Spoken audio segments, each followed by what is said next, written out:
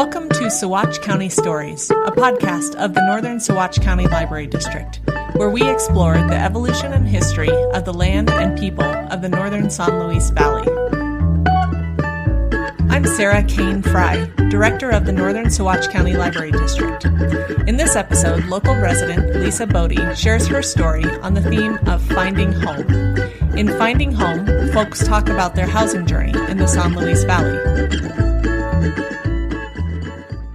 So my name's Lisa Bodey. I'm 49. I'll be 50 in May.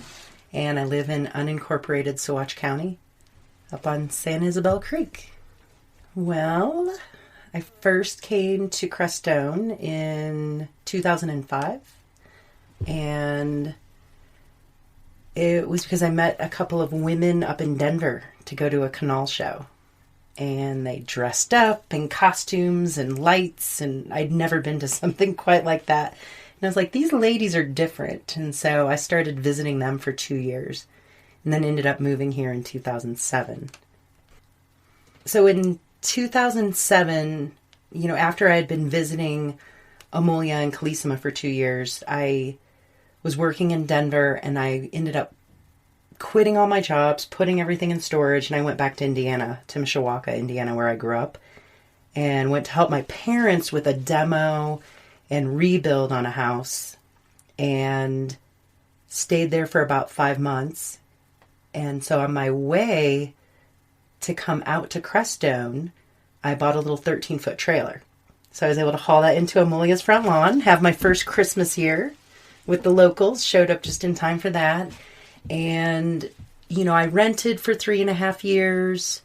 I had my first house. My first thing was house sitting for Mike Sullivan. He's passed, but he was a climber and was down in Peru. So I was in an off-grid house for the first time, on solar for the first time. And then also going, what do I do if something happens out here at the end of the road? I'm very much alone out here at the end of the road. So after that house sit and then renting, I ended up building a tiny house. So I've been in that for 10 years. So that's my true nest and home currently. So it was really the isolation and then just being in nature and the elements. I feel like the people with the spiritual practices, it really opened me up. I hadn't been exposed to a lot of the different world centers or world religions. I grew up Catholic in Indiana, and so it was really that depth of people doing their work, doing the hard work, tuning in, and then the fact that this is a real intergenerational community, that you can have, the infants to the 80, 90-year-olds in the same gathering and the same community events. So really having that family tribal piece has attracted me, but yeah, I really think the nature, it's just the beauty and that stillness here is the key piece for me that keeps me here. With building a tiny house, it's pretty small. I've got 144 square feet downstairs and then a 56 square foot loft. So I'm at 200 square feet. And I made that decision because I did try to get traditional loans, but I tried to go with low income loans. It was going to be a little easier. So I worked with NACA, it's Neighborhood Assistance Corporation of America, for about 1.5 years, 2 years. So I'd have to drive to Denver with everything, bank statements, credit cards, all of my financials, and meet with them multiple times through the year to eventually not get approved for a loan. So then I went through the USDA here, and same thing, all of the paperwork. But in the end, they wanted me to take out a loan that was 3 times what I wanted. And I wanted a very small, about $50,000 loan to get started, and knew that with all the natural builders here and the alternative building that I could do with my friends, I didn't need that amount of money. So then by putting me at a higher rate, then I didn't qualify again. And a lot of that has to do with not working a typical 9-to-5 job. They want to see consistent income on consistent time frames, and I just don't work like that here. I haven't for years. And so despite having great credit, no late payments, maybe 1 or 2 in 20 years, on whether it's rent, utilities, credit cards. We had to document that. I still didn't qualify. So here I tried 2 different places. So that's what led me to the tiny house. I was dating someone at the time who lived in a tiny house, and by spending time with him, I really could see that I could do this. And then my father was diagnosed with stage 4 cancer, and I had to move out of this first rental I had. So I was like going to move into a place, and then that fell through. So after a few things falling through, just storing things again at a friend's, I gave Nick all the money I had, $2,000, and I said, buy the trailer. So he found a trailer for me while I was visiting my parents and came back, and we started doing that in, August of 2011. So about 11 years ago. And for about 9 months. So I lived in that little 13-foot trailer, again, from what I had pulled in, and only lived in a month before I had the house sit. Went back into that trailer and lived at my friend Ben's off-grid for the winter while I built the tiny house. And so Jim Lester lived here then and let me build it in his garage, all on solar. So that started that off-grid path. And then now, working with the Energy Fair, I'm learning a lot more. Right out of college, I lived in Chicago. So I lived there for 7 years and then moved out to Colorado and was really up on the Front Range for 7 years. So I was married, had the 2,000 square foot house, worked up there. And then once I got divorced, I really knew I wanted something different. So moving down here, it was perfect because I already had those younger years of exploring and living in cities and knew that I ultimately wanted something rural as I aged. And, I do a lot of physical labor and a lot of tree work. So with the fire mitigation and firewood and the way that I live, you have to haul water. I am at a place now after living like this for 10 years of contemplating what's the next step, because it's a lot of physical work just on a daily basis. When you don't have running water, you're hauling water for dishes, bathing, cleaning. I'll never stop hauling wood though for fires. That's something I definitely want to keep in there. But I think too, with the demographic here, I feel like I'm in the middle age group. So there's plenty of younger people. There's plenty of elders for mentorship. So I feel, the age is just perfect for me here. I guess if we go back to the start, when I moved here, I was fortunate to be able to finish out the last 3 months of the charter school year with the middle school class as their assistant.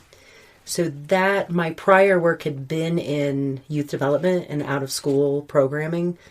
So that was a perfect fit where I was able to meet families, meet parents, go on trips with the kids. And then Charlie, who was the middle school instructor, then brought me into the Baca Fire Department.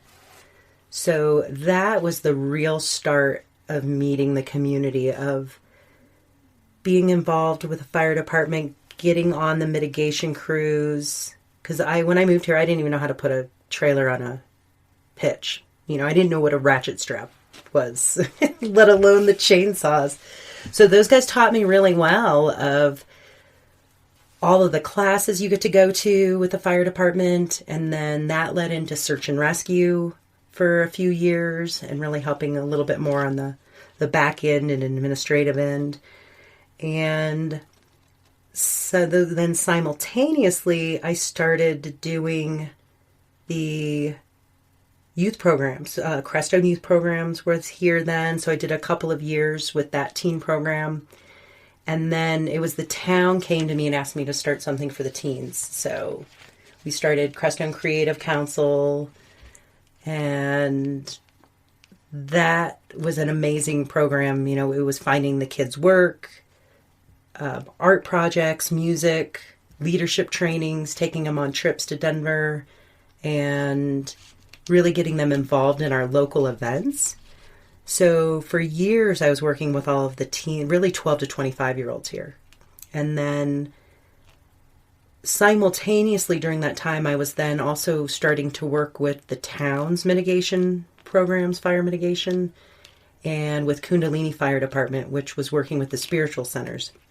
So now that's transitioned to where I just am quiet, private, word of mouth, doing that kind of work, which I really enjoy, going back to the age piece of not having to be at the same place with the same crew every day. And after closing the youth program, I really sat quiet for a year or two, and then Donovan pulled me into the Crestone Energy Fair. So I'd say that's where my connection now with the community is our event, our annual event that's going into its 33rd year, working with volunteers, demonstrating off-grid, solar, water catchment, all of our different ways that we can live closer to nature here. And then that's led into a project called the Crestone Energy Exchange. And we're really working with the community on their firewood programs. We're trying to get the free box back open. And so for me, it's been amazing because with the Energy Fair, I'm getting to work with all ages. And so that's been a great transition.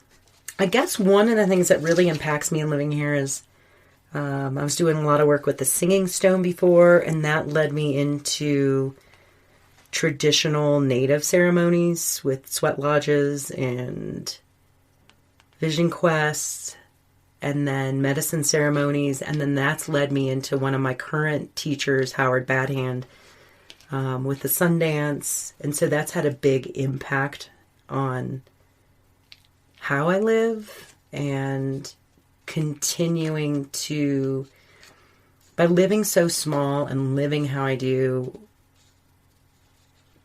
you have to really stay in tune with yourself and balanced with nature here, because a lot of my time is then spent outside, being in such a small space. So I feel like that work has really helped me to feel blessed with that. It's like the sun, the moon, the stars, the water, and just being on the land. There's a couple of aspects. One is you need to have storage. So if you do anything outdoors with equipment, so I do have a lot of bins outside. So thinking everything was going to fit in a tiny house, it absolutely doesn't if you have a lot of activities. So that's one thing to keep in mind. And then because I've moved, I lived on the Manitou land on their 66 acres out on Willow for 4 years. So I was helping clean up and get the gardens and get pieces of that land cleaned up. Then by being able to move to where I am now and stay portable, I'm doing trade with mitigation and work on my friend's land up on San Isabel. So the portability, though, has meant I have not put it on a foundation and plumbed it. So without any plumbing, I talked about hauling the water, but one of the aspects is I've been doing humanure, which is you just poop in a bucket and you put the sawdust. You can put other enzymes and activators to help break that down, but it essentially goes in a pile. And mine is just the long, slow method. I just let it sit for a few years. You turn it, maybe add some water, keep turning it. All the toilet paper breaks down. It breaks down. We have friends with the Energy Fair looking at state testing, so you can actually see if there are any pathogens left. So that's going to be one of our next steps.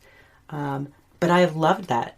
The simplicity of being outside, turning your waste into fertilizer for plants or trees just seems to close that loop, and that we're not pooing in our drinking water, especially in an area where there's drought. There's a lot of concern over water and overconsumption. So I'd really love to see alternative methods stay in the valley. Nick Chambers has built amazing biodigesters that are producing methane gas. So I think eventually with myself building, that's the route I would want to go. So your human waste, your food waste goes in, it creates a methane gas that's compressed, and that's actually running electricity and lights and power back into the house. So there's a lot of different methods. You've got vermicomposting with worms, so the worms can help break it down. Our friend Tyler's looking at mushrooms and fungi. They're being used to break down plastics or oils in the ocean, so the thought that they can't break down our human matter. So that seems like some other good solutions that we're exploring. You've been listening to Saguache County Stories. Thank you to our guest, Lisa Bodey, for sharing her story. Our theme music was created by Lydia Schultz-Sprouts and Rob Treefort with Golden Turtle Sound. Concept development by Maureen Ike Van Walligen with Dusty Dog Film, along with the staff of the Northern Saguache County Library District. If you would like to share your story, email Eden at edenelderberry@nsclibrarydistrict.org or call the Saguache Public Library at 719-655-2551. For new episodes, to read our blog, or watch our YouTube channel, check out the Northern Saguache County Library District website, nscld.colibraries.org.